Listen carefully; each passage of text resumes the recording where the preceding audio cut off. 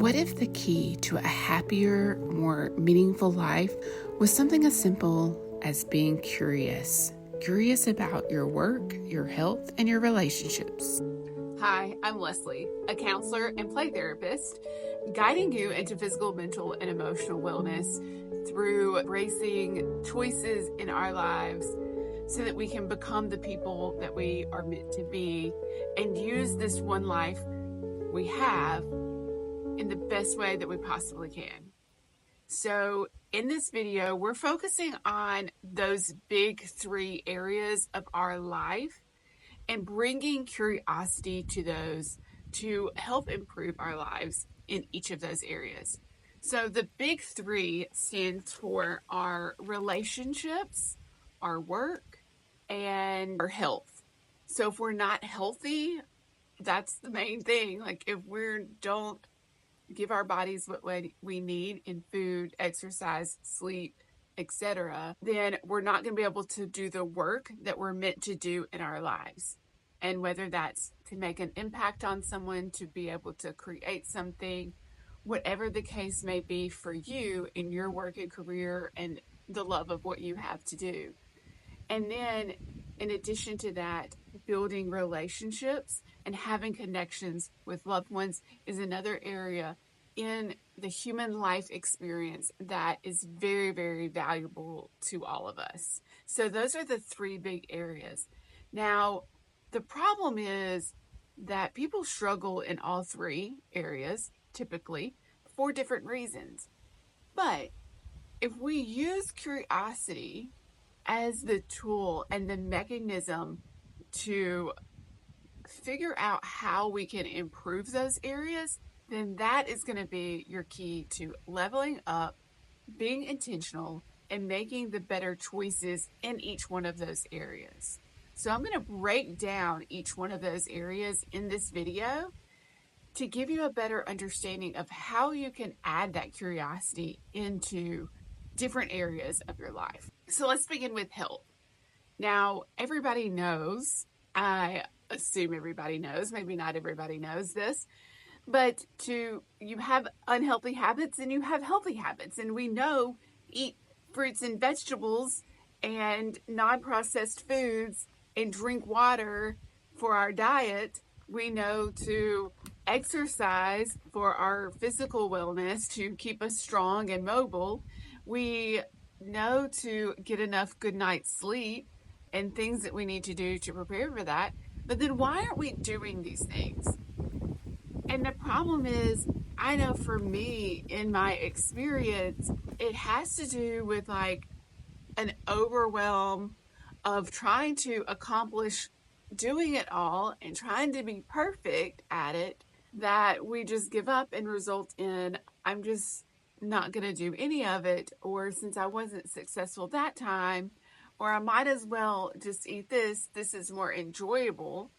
And sometimes what is enjoyable isn't what is actually what's going to benefit us the most. Surprise, surprise. And that's where we have to be intentional about it. If we can break that down into smaller steps, say, for instance, in my journey to become healthier, my goal has been to drink no sodas and to only drink water. But I'm doing that for 3 months. And typically, if you just set a challenge and say, I'm going to do this one thing for this month, and that is your focus, that's your goal, and it's less overwhelming when you have a focus of just one thing versus I'm going to only do this and never eat sugar and drink all the water and eat vegetables at every meal. It's unrealistic to put yourself in that bubble. You're not going to be perfect at it. And that's the other thing too, is am I going to be perfect at drinking water every day and not drinking any sodas? Well, it's not likely. But that's why I'm giving myself 3 months of practice. And the more I am intentional about, I'm going to drink water, the more likely I am to do that. So my biggest takeaway for health is bringing some curiosity to it and saying, I wonder what would happen if I drank water for 1 month, what would happen to my body? People always want to say, I want to lose weight, I want to do this. Like outcomes that are not in your control. Your control is choosing that choice to drink that water, not how much weight am I going to lose by drinking water. That's just the end result that could possibly happen. But when you come from a place of curiosity, you're coming from a sense of wonder. I wonder what happens if I go vegan. I wonder what happens if I exercise every day. I wonder what happens if I did yoga before bed. I wonder what happens if I had a bedtime routine. How would that affect my sleep? Bring curiosity and a sense of wonder and experimentation to whatever health issues you're working on. So comment below, what is a target area that you have for your health and one aspect you're going to experiment with to see what happens. And if nothing happens, nothing happens. I watched this video recently about this guy that was like, if 10,000 steps get you somewhere, I'm going to do 30,000 steps a day and see what happens. And guess what happened after the video? Literally nothing. He did not change at all. He just went back to walking regularly and not staying with 30,000 steps. And it didn't impact him greatly. He didn't even lose weight over it. So it's all about figuring out and experimenting what works and what doesn't. And when you have the outcome that you weren't expecting, if you go with it with a mindset of, this is my experiment, instead of, I'm going to get this end result, then you're not going to be as disappointed with this end result, because you're still in that wonder, what happens? What will happen? If nothing happens, then nothing happens. If something does happen, well, then you know the effects, right? And then you can choose something else. Now let's move on to relationships. So relationships, oh, the wind is blowing. Relationships can be very challenging because you're adding another person into it, which creates a whole nother dynamic. And that's complicated. It just is. It makes things complicated. But you can only control yourself in the relationship. You can't control what other people are going to say or do. You can only control you. So, coming from that viewpoint, let's think about how we can bring curiosity into a relationship. And that's really about the frustrations that happen with relationships, the misunderstandings that can occur, the conflicts that can arise when we have all of these things. We need to bring a sense of curiosity and think about other people's perspectives in those situations. So,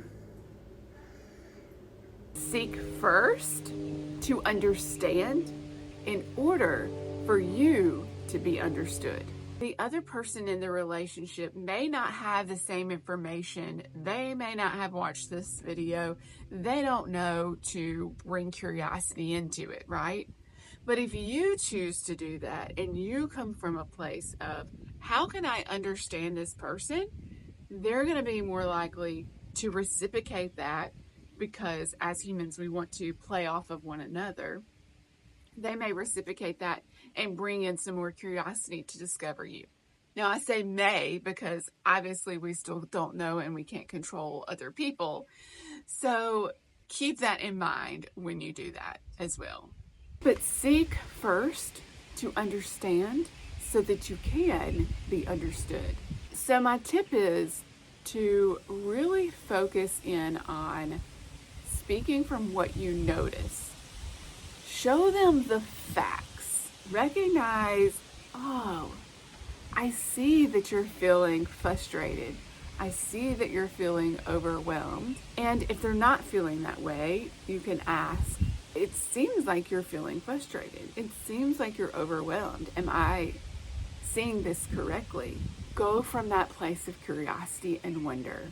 how are they feeling? How are they experiencing this? Are they thinking in one certain way or another? And asking those questions of curiosity. Well, I noticed that your eyebrows are furrowed. I noticed that you have a frown or a scowl on your face. I noticed your tone is very angry, sounds very angry to me. What is that about?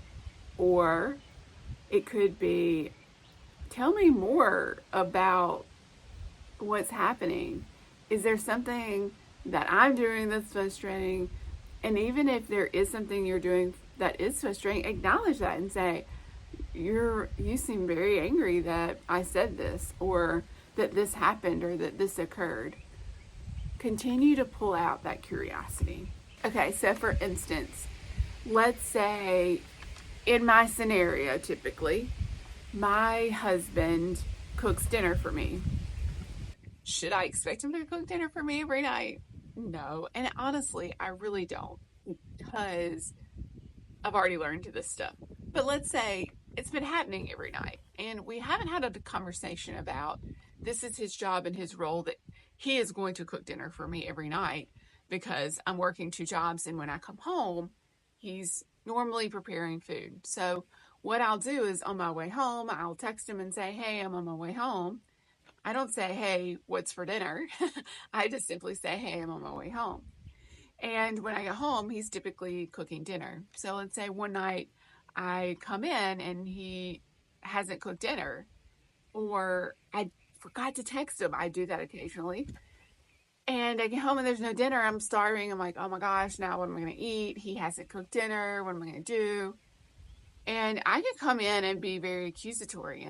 And I could even say, like, you did not cook dinner. What is going on? And if I approach it like that, what's he going to do? He's going to be defensive.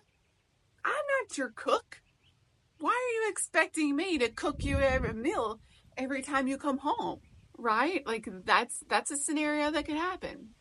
But if I choose that I have this expectation, right, and it hadn't been addressed, and I come in, but I still lead with curiosity. Hey, like normally you cook dinner, and what's going on? And then he can say, oh, well, you didn't text me that you were on your way home. Or a lot of times he'll be like, we already ate. I was just really hungry when we got home. I didn't know what you wanted. And he's usually apologetic.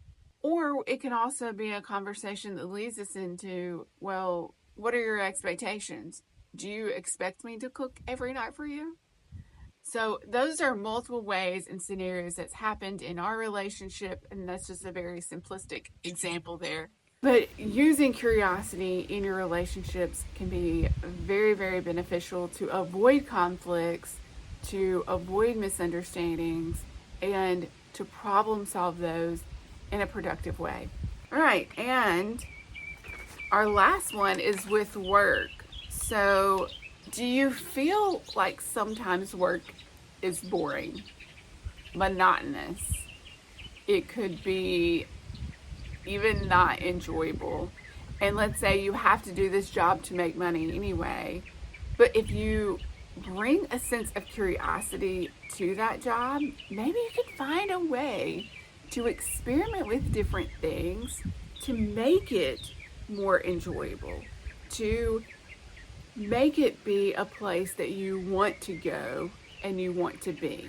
It may be unavoidable for you to be in a particular job with a bad boss or bad coworkers or something that you literally hate or do not enjoy just because you need to make the money. However, our mindset and our shift and our focus, if we choose for it to be, can still be in a positive mindset until you can find something else. And I'm not saying don't go search for a job that you really do enjoy. I do want you to do that. But in the meantime, experiment with ways that can make it more fun. Find a way to add play into it. How can you make it into a game? How can you add your own touch of creativity to your job or career to make it something where you can get up and be excited to go to each day. And it could be as simple as trying to make a specific connection with a coworker each day, or to have a laugh or a joke, or it could be to create so many different things, or whatever your goal is. It's going to vary so much that I can't give you exact ideas or information.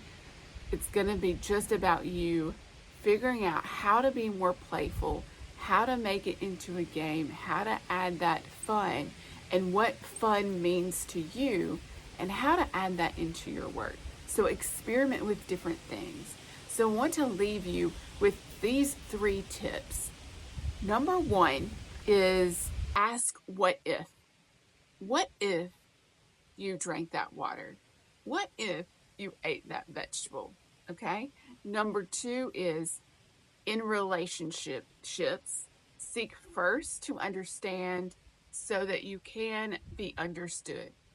Bring curiosity to help yourself understand other people in their relationship with you.